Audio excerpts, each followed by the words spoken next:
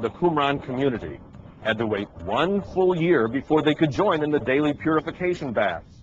And they were required to wait 3 years before they could become full-fledged members of the community. They were the first to proceed with what you would call the baptism of repentance, where every act of piety toward God had to be preceded by an act of repentance or a perspective on their heart to make sure that it was free from sin. This continued on into the baptisms of John, of course. The baptismal tank right here. And you can see here the many pools that we have, that are immersion pools, baptismal pools, in which the Essenes had to bring themselves to their heart to check it out, and then to immerse themselves to be purified before God so they can actively participate in the community affairs. Now, compare what Jesus taught with the Essenes and John the Baptist. The Essenes required a long waiting period in daily purification baths before giving admittance into their community. John the Baptist required people to show acts of repentance before he would baptize them. But Jesus admitted people into the kingdom immediately, the moment they put their faith in him.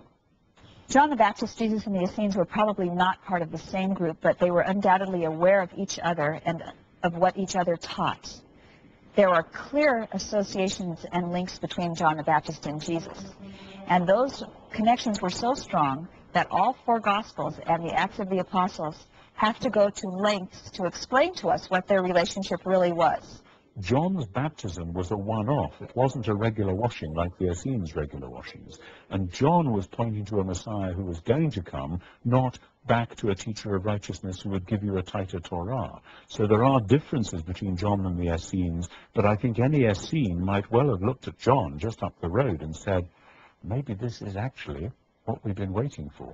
And then I think it's quite possible that many Essenes might then have gone to Jesus.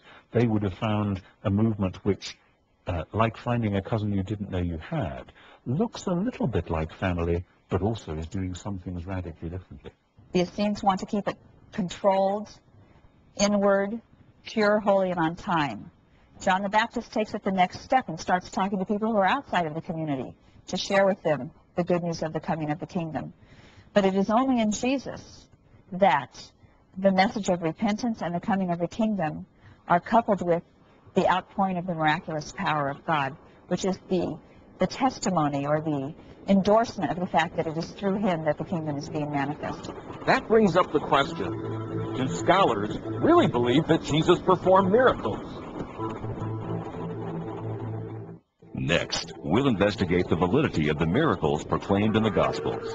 And looking ahead, He says, that time, no man knows, the angels don't know, not even the Son, but the Father only.